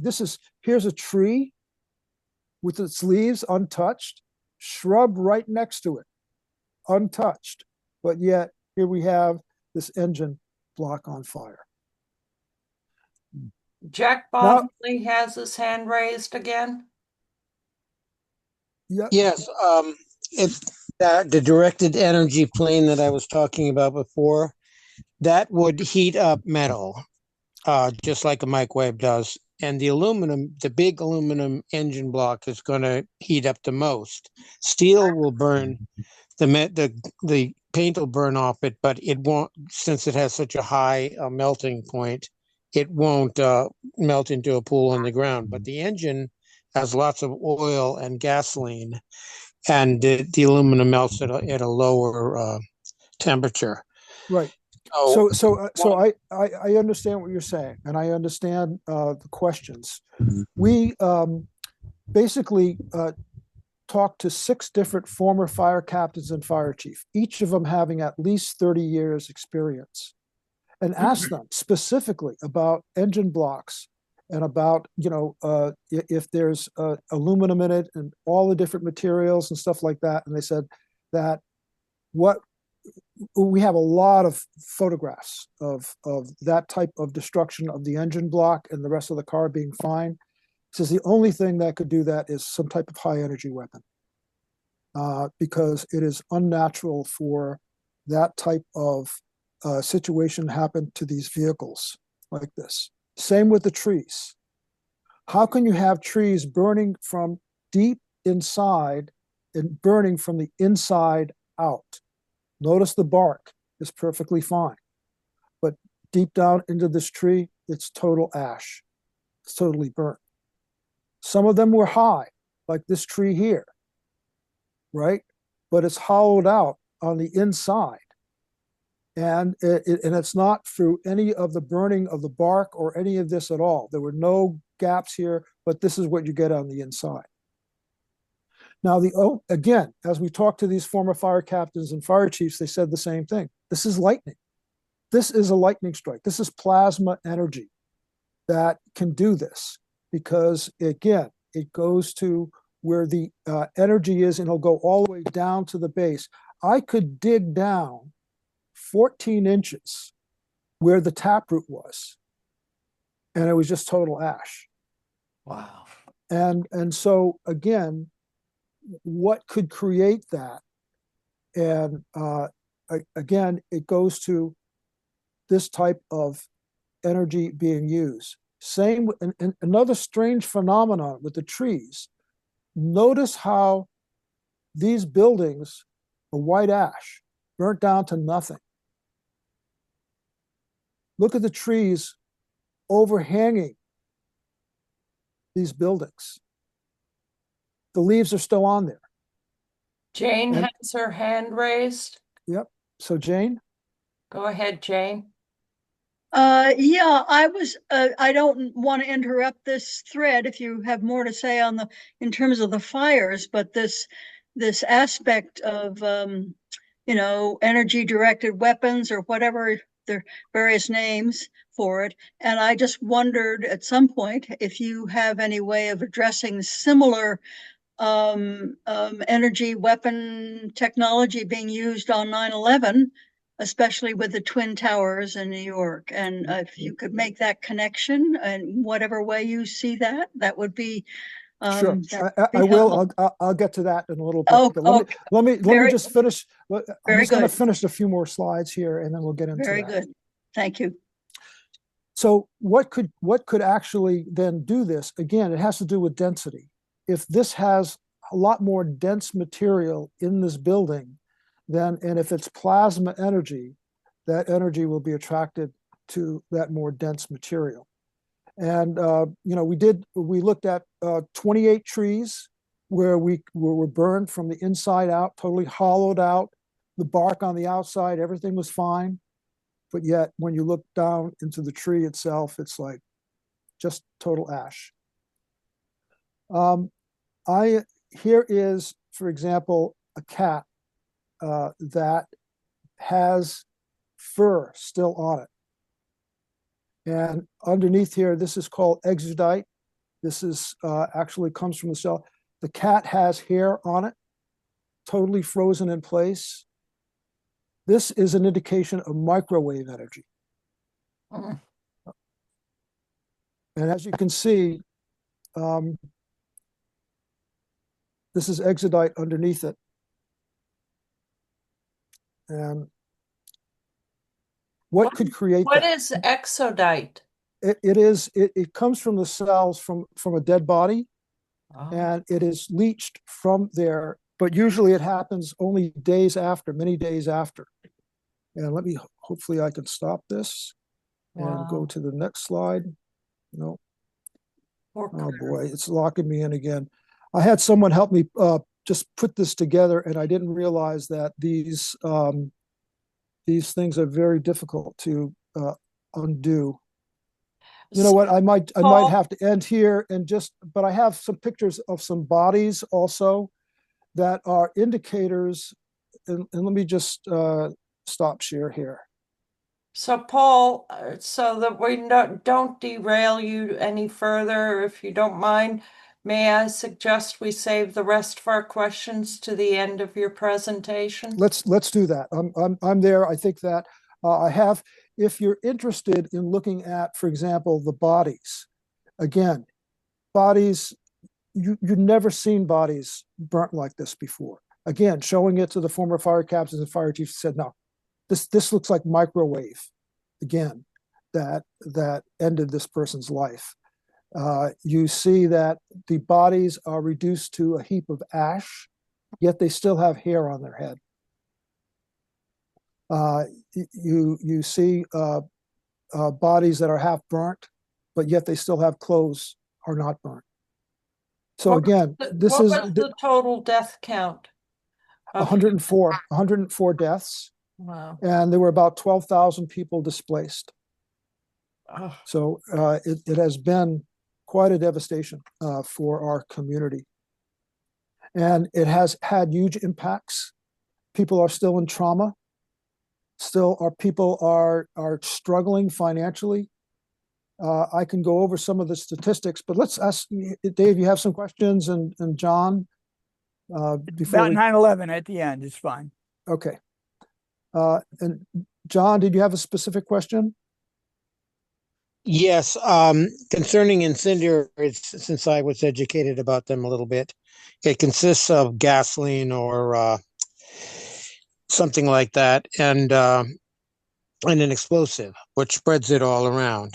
And normally they try to put it in a milk carton type device, but the explosive, the trigger, sometimes isn't consumed. So if they had opened up the whole area and just allowed people to walk all around, there would be former Marines in the crowd, and they would have said, hey, look, I just found a trigger for an incendiary. Oh, I found another one, and I found another one. And so that would have blown their case, which is why I think they roped off the whole area and they would not let people in there. We tried our best to keep on looking at what are the triggers, what are the different things. And again, we kept on coming back to the conclusion after we looked at the footprint. That's the key. Looking at, okay, what actually occurred. And you can go back looking at videos and testimonies and pictures, satellite imagery. There's a lot of things that can give you a pretty good indicator as to what actually occurred. And with that footprint, again, the thing that really aligns with it is microwave plasma technology. It is a well-known technology that is utilized in medical treatments, in scanning devices. It is used in working with satellites. So there's a lot of different uses for microwave-induced plasma. So microwaves, low energy, can create plasma, which is basically lightning. And we're surrounded by plasma. I mean, we're surrounded by this incredible energy field. And John Wheeler was asked, well, how much energy is there? He says, well, if you took a teacup of it, it would be enough to boil all the oceans. It was a bit exaggerated, but he was really expressing the incredible amount of energy that we have and that we can tap into. That's what they've done with this weaponry. It is Tesla technology from 100 years ago that has been advanced by black ops and by other means, and have been kept away from the military, but kept in industries like Lockheed Martin and places like that. So this is what we got. I'm not contesting that at all. I agree with you 100%. But in the Marines, it was kind of considered if you're going to go into a battle and you may be killed, your friends may be killed, you kind of use everything you have. So you use hand grenades, machine guns, mortars, have planes drop bombs, napalm, along with. And I agree. I think there were many different types of things utilized. There were also some people, there weren't too many people who remained in the burn zone the whole time. There were two people that I know. And they were saying that, first of all, with all the explosions that were happening all over the place, it was like bombs going off one after the other. It was like a war zone. So for that to happen, and it didn't come from propane tanks, by the way. We saw that only about 2% of small propane tanks had burst, all because they have safety valves and stuff like the big ones. They didn't burst, but yet there were all these explosions, and transformers didn't have power. So again, a lot of questions. People saw balls of energy, it seemed like, whizzing past them, and if they hit something, it would burst into flames. So that was another mechanism, because I agree that there could have been many mechanisms being used to spread the fire, because it was spread in such a bizarre way. Just like with LA, if you go look closely at the fire spread, you see that it's not natural whatsoever. And so again, Joe Olson has his hand raised. Go ahead, Joe. You're muted. The strongest explosive we had in World War II was Torpax, 42% RDX, 40% TNT, 18% aluminum powder. And it was 1.5 times stronger than TNT. Aluminum powder is not only an accelerant, it's also a desiccant. So you spray, and that's what they use for in the chemtrails. You spray with that and you'll dry the plants out, number one. Number two, you make them where they're highly flammable. Thermite is ferrous iron oxide with aluminum, and that was developed in the 19th century. It burns at 4,000 degrees. So bottom line is, if you have an ignition source like a microwave and you've got aluminum dust that you've coated all over your target area, then yeah, you're going to have an enormous amount of fire. And the same thing happened at a town called Camp in Northern California, and then at Pacific Palisades, where trees burned from the inside out because they had exposure to aluminum long enough that the insides were. And so bottom line is, yeah, this is absolutely multi-vector warfare against us. well, I agree. And, my first introduction to thermite was 9/11. And certainly when they were able to get some of the dust particles and put a little laser on the dust particles and they would explode because of its thermite content, it was like with the right chemical composition. That was an eye-opener in terms of what they could do with incendiary type devices. Well, Richard Gage and I have gone round and round in this since 2009 when I saw him at InfoWars. But the exterior of each twin tower had 2,200 tons of thin aluminum sheeting that had been there 30 years next to an iron surface. And the galvanic reaction is going to make the aluminum sacrificial, and it'll have an iron oxide layer between it. And when you vaporize iron and aluminum together in the atmosphere, you're going to create nanoparticles. And it's an accelerant. I mean, it's a reactant. It's not a catalyst. So any thermite you find in the dust was not used to take down the buildings. It was created in the plasma burst because there was a nuclear bomb in the basement. Very familiar with all this stuff. I'm a civil engineer, and I've studied this thousands and thousands of hours since the day it happened. So, but anyhow, yeah, I'm appreciative of what you're sharing and the insight that brings with that. Okay, well, So thank you. I appreciate your work too. Jesus Christ, man, it way exceeded my expectations for tonight. But you've got wonderful work. Thank you, sir. I just wanted to give a little link here, Dave. I know we're going to talk a little bit about the link to 9/11, but let me just start that. Basically, when you look at who was hired to do the official investigation by the state into the cause of the fire, guess who they hired? Underwriter Laboratories. Sound familiar? Isn't that amazing? Uh-huh. So again, I was able to bring up some of the old, whistleblower stuff that happened with that organization. I mean, the whole pancake theory was based basically on Underwriter Laboratories report that falsified the data and information that gave them the ability to make some conclusion of pancake theory. So again, if you look at the strategies are very similar to 9/11. in that they try to make it like a natural event. Like, oh, yeah, a little fire in building 7 in the corner. Oh, yeah, that'll bring down a skyscraper in its own footprint with the 11 characteristics of controlled demolition. Sure. See, but if they can dupe the public based on that, I mean, they can really easily dupe them. So they hired Underwriter Laboratories for their excellent job they did in 9/11. And they have been the ones that come up with all these theories of weather, for example. Oh, it was the high and low pressure system from Hurricane Dora and this other high pressure system that was 700 miles to the north. And that's what created this inversion, which created the high winds. Impossible when you start to look at the data and information and really look at what truly happened. When I tried to get information from Underwriter Laboratories about their investigation, bullshit. It was bullshit. It was they didn't even acknowledge that trees burnt from the inside out.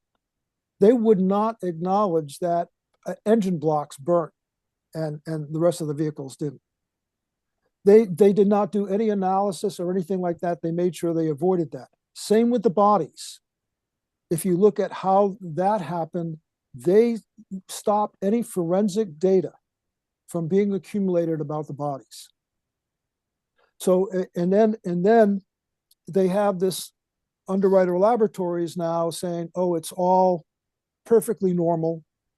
This is just a terrible incident that occurred. Same thing happens in LA.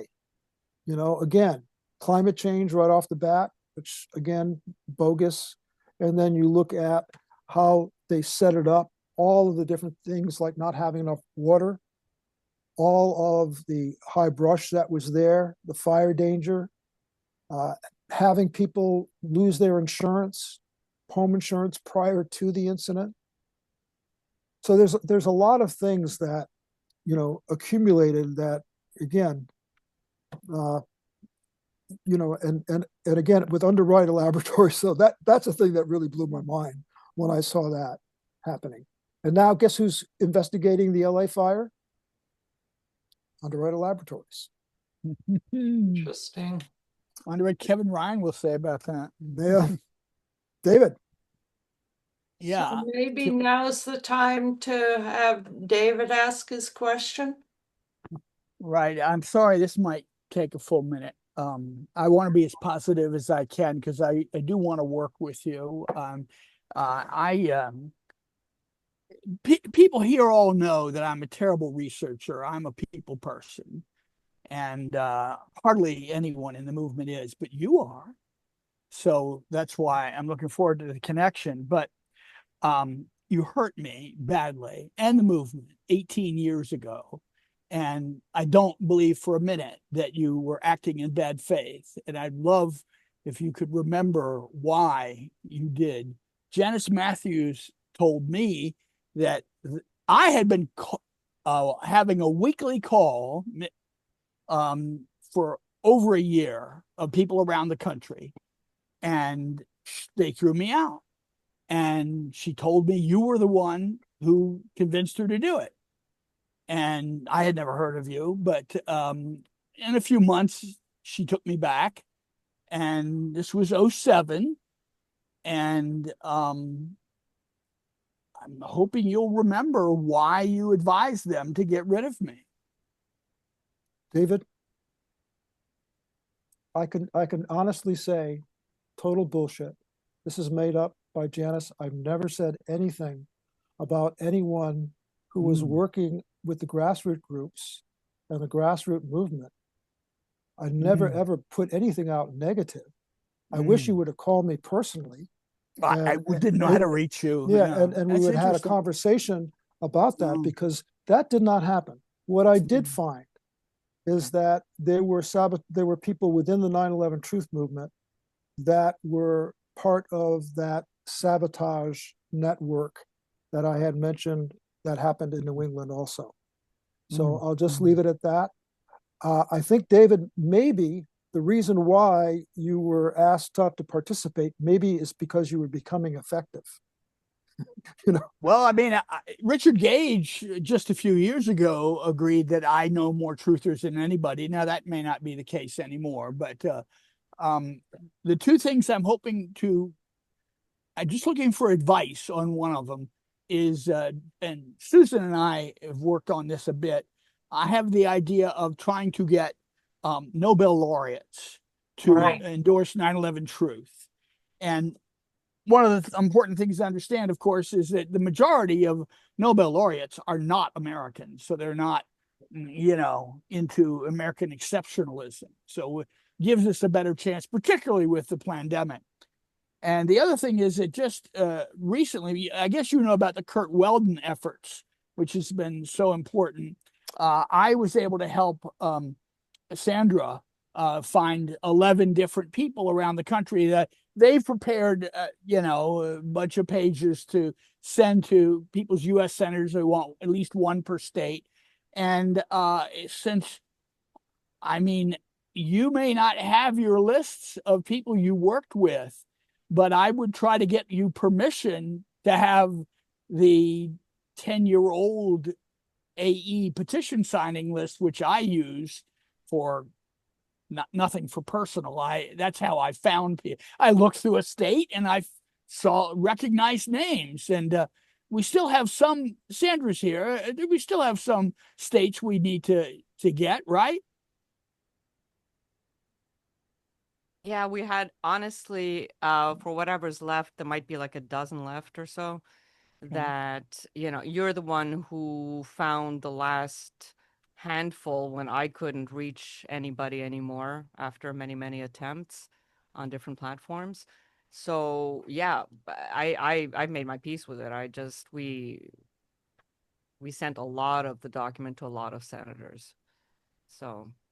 Okay, so I'll call you, Paul, and we can discuss both. Yeah, Sandra, was there any result from that interchange with senators? It wasn't an interchange. We had them mailed. It's this document that Kurt Weldon wants to present to President Trump, asking for an investigation. So we, with the help of people from AE and the IC and the firefighters, and so we put this 12-page document together, and we wanted to at least put it in the hands of every senator. And obviously it was important that the envelope show a sender from the state to show that they were constituents. And so it was just basically an act of raising awareness, so that by the time Kurt Weldon were to present this document to President Trump through whatever channels he had, this would already be on their radar at least. And they'd become maybe familiar with the, the scientific evidence for the towers and 7.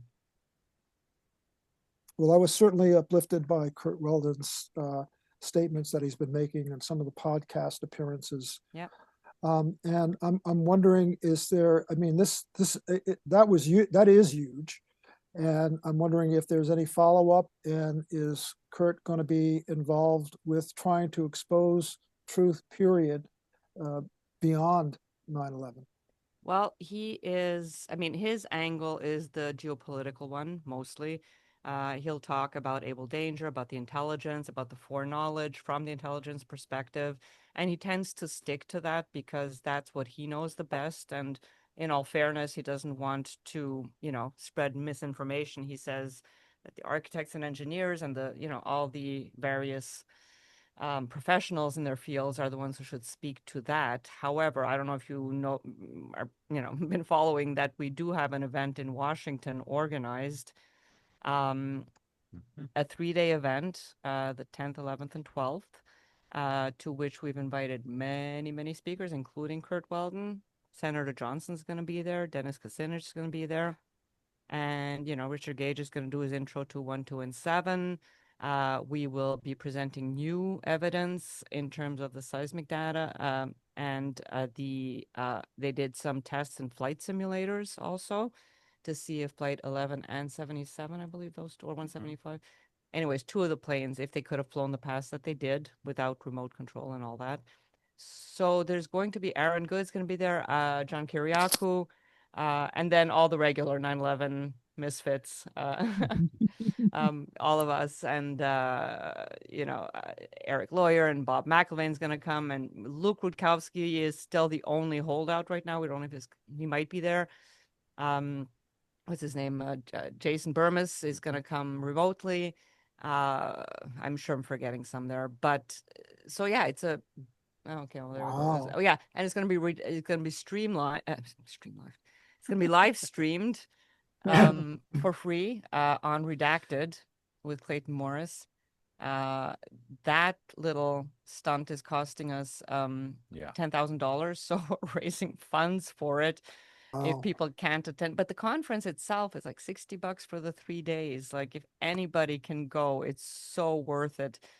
John Cole is gonna present the anti-Judy Woods theory, the anti-DEW, whatever research he has there. I'm not really familiar with the details yet. Am I forgetting anyone? Yeah, Matt Campbell, the British inquest. He's gonna update us on that. And the third day is our Pentagon discussion, because as you know, there are many different perspectives on that. So it's a cage match. We're gonna lock them all in. To one's live. Only one comes out alive, right? No, we're gonna have David Chandler, Alexander Arena, Barbara Honegger, and Craig McKee each presenting. I'm gonna be there too. All right, good. Okay, I'm joining David. Okay, first I'm hearing of it. Sorry. Excellent. I did not get the memo on that, so that's got to be very recent. So that's it. So they're all going to present in the morning, and after the lunch break, we're going to have basically a Q&A sessions. The various speakers can ask each other questions, and maybe we'll take some questions from the crowd too, depending on time, I guess. And it's going to be mediate, and it's not going to be mediate. It's going to be it's going to be, what's the word I'm looking for? Moderated. Moderated. Thank you. Jeez. To make sure that everything stays proper, because the Pentagon is a hot button issue. Yes, so who's going to moderate? Probably Pierce Robinson and myself. She's fair. So congratulations on putting together this effort. I'm wondering if you could send me the flyer, and is that okay for me to post on our website? Absolutely. I'm surprised you haven't seen it, because this has been, people have got to be sick of seeing it. I'll put it in the chat for everyone to share. And just to let everyone know, there are 3 websites that we have. The first one is the Maui Pono Network, as I mentioned, about political action. The second one is the Maui Community Investigation.com or .org. And that is specifically on our findings of 9/11. You'll find videos there on the bodies also. And also there's videos specifically that go into the weaponry used and the footprint of those weapons that were used in the fire. We also have communityinvestigations.com, investigations plural. That is also for global incidences. So we've been following, certainly LA. We're just about to put out something about the weather manipulation for the Texas incident, certainly with North Carolina and so many other global incidences happening. I mean, it's just unprecedented, the level of attack that we're under at this point in time. So anyway, that's our attempt to let people become more consciously aware so that they can take action to change the system. And certainly it sounds like many of you are taking actions. Jean and Sandra, I'm very impressed with putting on this level of conference that you're doing. It was a lot of work. It's a group effort. A lot of work, I can imagine. And I have to tip my hat to Ted Waldron. Yeah. He really, really is the absolute tip of the spear on this. Yeah. He's just delegating to all of us, and we're helping how we can, but he's the one who's really carrying it. I gotta give props to you for the heart of Hawaii. You, Kale Little Chief and his family, there's a lot of energy there in Hawaii, and I appreciate everything you guys are doing too. Yep, thank you. Mm-hmm. Joseph, and then Susan, I guess. Yeah, go ahead, Joseph. Yeah, Paul, a little bit of information on Underwriter Laboratories. That was created in the 1890s because there was no standardization for electrical power, and they were being put in willy-nilly and places were burning down. And they said, we got to do something about this. So they created the National Electric Code. And then a few years later, they found out, well, they actually needed to do something about fire protection. So they created the National Fire Protection Association.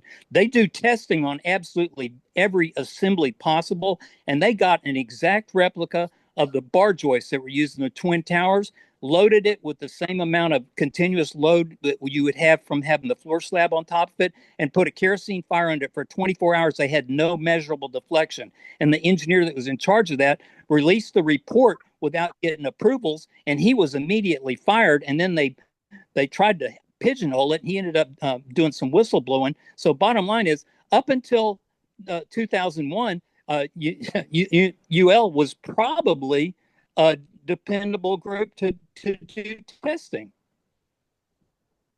I understand, and you're right about how prolific they are, and how when you get electrical things, you see, their little logo there, UL.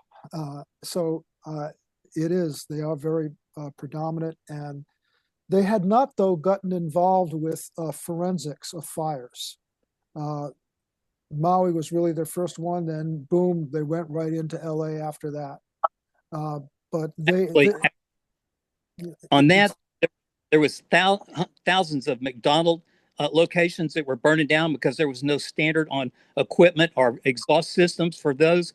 And so they forced McDonald's to do its own testing to develop what it took in the way of makeup air, exhaust air, supply air, and equipment. And after McDonald's finished it, they sold that UL approved lab to a guy that owns Captive Air. And he's been testing it. He's got 400 locations nationwide where they sell Captive Air kitchen exhaust equipment, and they help you do design work for it. So they were very intensive on doing fire investigations back in the early 70s when McDonald's, they said, if you don't do this, then we're not going to. And so they set up a UL approved testing lab. But once McDonald's had their little cookie cutter floor plan, they didn't need anything else. So they sold it. So there again, a little bit of additional information. Don't say something that's not true. They've been investigating fires for a very long time, but they haven't, to my knowledge, they haven't been doing open air fires like this. They've always been doing in buildings. So just a little bit of, but God, I really appreciate your work today. You've done great. Yeah. No, I meant it as forensic. Not they certainly have been involved with fire and proper storage of fire materials. I know they're very big into that, but I meant going in investigating fires. We talked to a lot of firemen about them, and they didn't know. Yeah, they do the approved ANSEL fire suppression systems for cook lines. Mm-hmm. Yep. So yeah, and they do a lot of other stuff. Thanks, Susan. So I want to go back to what you talked about at the beginning, or pretty soon after the beginning, with infiltrators and CIA operatives and disruptors. And what we're experiencing right now in our group and some other groups for Boston 9/11 Truth are the DEW disruptors. So I have to wonder, I mean, what happened in Lahaina and what you presented is compelling, convincing. You're not a disruptor at all, from what I can tell.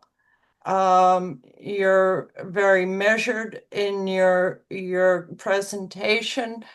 You don't call people out and swear and call them names or anything like that. But this other group that keeps infiltrating our groups does exactly that, which makes me want to do this. to DEWs. I think, and I wonder what's going on there. There does, from your presentation, there does seem to be very convincing evidence. You know, you present it very well with the hollowed out trees. You don't go hysterical on us, but these other people do. So what the heck is going on?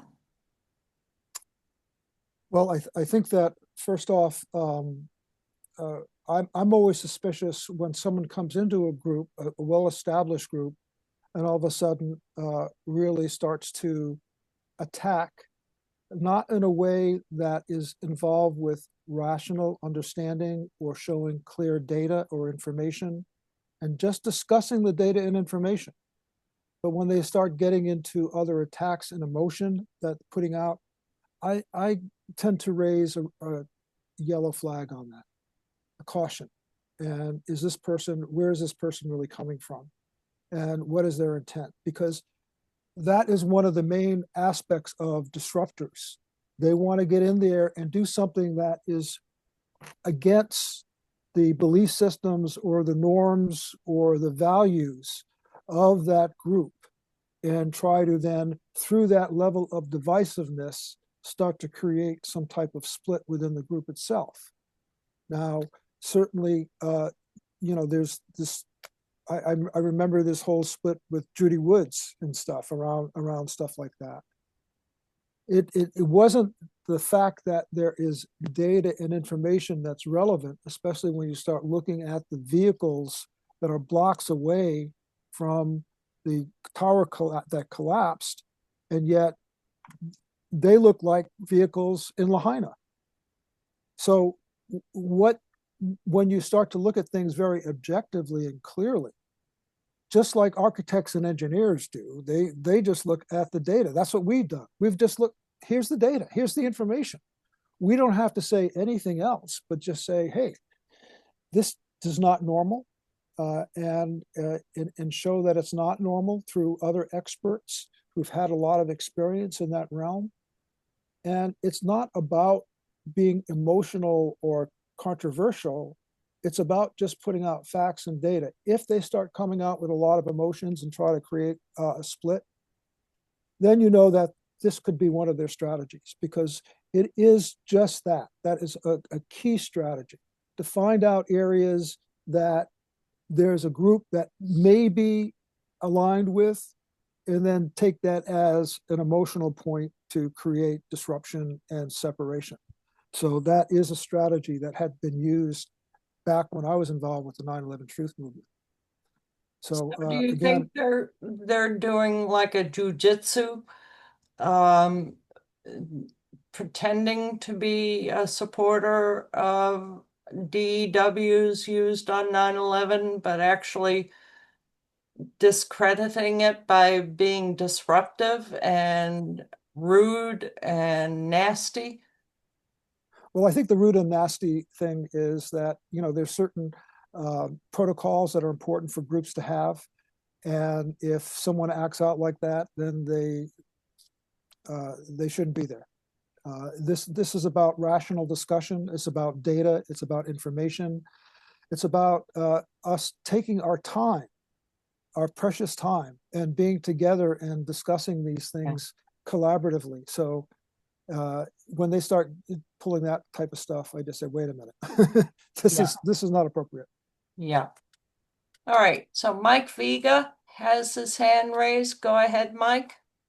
Yeah, I had a question on dues, and sorry, I'm doing other things, so I only started listening just now. I really don't think they have any evidence aside from some car photos, which may have been moved, and there's not really any evidence in that. But I guess separate from that, I mean, maybe people do want to talk briefly on that.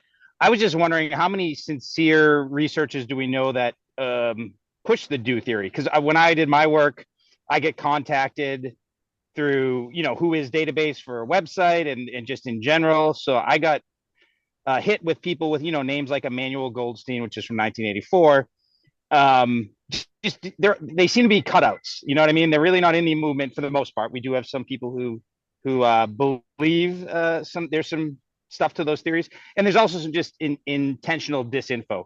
I mean, the whole Spire thing. I mean, I've provided people with the video from the other side. It fell backwards.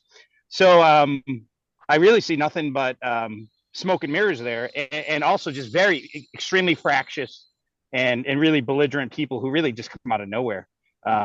Just wanted to put in my 2 cents there, and yeah, I kind of agree with what you're saying. The MO and the way they operate is one thing. It's fine to rationally discuss these things, actually, but you never have that with the Judy Wood quote unquote cult members. They even had it on Facebook as well. I mean, and they're now almost never connected to real people. So you know what I mean. Within our movement, if we have someone that's another thing, you can have a discussion, agree to disagree, but it's not like the Judy Wood fan club.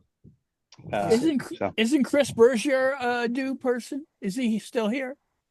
He is not on this call, but yes, he's still part of Boston 9/11 Truth. Yeah, and as far as directed energy weapons, again, we were not looking for that, but as we talked to a lot of engineers, a lot of scientists, a lot of people who are well aware of how these different mechanisms leave certain types of footprints, we can't help but come to the conclusion that it is microwave-induced plasma energy that was used for Lahaina, and you know, it's just the reality. Now, there are so many different technologies that are out there, and they have a whole war chest of a wide range of tools that they could utilize, especially when you start utilizing the plasma energy that we're surrounded by. And that's kind of what's been happening. I don't know, you know, to me, when I look at the 11 characteristics of controlled demolition with the Twin Towers, and especially Building 7, I just say, well, wait a minute, you know, I don't need to go any further from my perspective. So thank you. We have 3 more hands raised, but we really are running over time. And we have an agenda to go to as well, which is not going to be part of the recording, but it's just our local Boston 9/11 Truth agenda. So we'll take just one more question. I'm sorry for the other 2 who have raised their hands, but we're really running well over time. So the next person who raised their hand is Jane. Jane, go ahead. Oh, thank you. I guess I'm just left a little bit confused. And I'm sure I'm not the only one, but if there's some consensus here or on the part of you, Paul, that the directed energy weapons, or as part of the mechanism for the collapse of the Twin Towers, especially, not, I mean, there was a difference in how the Twin Towers came down visually than how the Building 7 came down. I'm just asking, I guess, is there some sense that the Judy Woods explanation, which is an incredible thick tome, is completely a disruptive agenda, or is there some? To me, there seems to be compelling evidence that that was involved, not as the only explanation, but as part of it. I don't know. I'm just. Well, Jane, I'm in alignment with you that, again, there's so many different technologies that have been developed by Black Ops that we do not know. And for us to speculate and just say that, no, this is it, this is the only thing, we can't consider anything else, I think is a shortcoming. I think that when we start to go to the broad scope of what the possibilities are, certainly it could be included in there. For us, when we did our investigation into Lahaina and also into LA, we just saw so much evidence of energy weapons being utilized. Right. So, and I'm sure there are other mechanisms too that can be employed to do that. We don't know. I mean, look at the Pentagon, you know, and the hole created there. And again, you know, there's still unresolved stuff around that also. Yeah. So, well, that's a very measured and thoughtful and open-minded answer, and I appreciate it. Okay. Because I mean, I think there are people who may use the directed energy weapon explanation as a, you know, conspiracy theory to divide us, but I don't think that means it's it's necessarily not also involved. That's right. I think we have to be open-minded on all of that. And if someone comes and just gives you something like this and becomes divisive about it, then there's something suspicious there. Very good. Thank you. I think that's a great way to end our recording. You know, that take a look at the evidence, decide for yourself. But the bottom line is we know we've been lied to. We know that. And those lies led to endless wars, the upheaval of our liberties, and it has affected the world worldwide. But thank you. Thank you very much, Paul. I'm so appreciative of your coming and joining us tonight. And we'll be publishing this on Rumble and YouTube. And and also sending it out to our listserv. So if you have further information that you didn't get to share tonight, please send it to me and I will share it on our listserv. Yes, if Susan, if you want to pass along any questions that people may have or any further concerns or contacts, I mean, I think this is a time also with all the awareness that's happening and 9/11 being resurrected again in so many different ways. And, you know, especially Jean and Sandra, what you're doing, fantastic. So again, let's collaborate together as much as we can. And if you know of other people who could participate and be involved, I'd love to have a conversation with them. Fantastic. Thank you. Aloha. Aloha.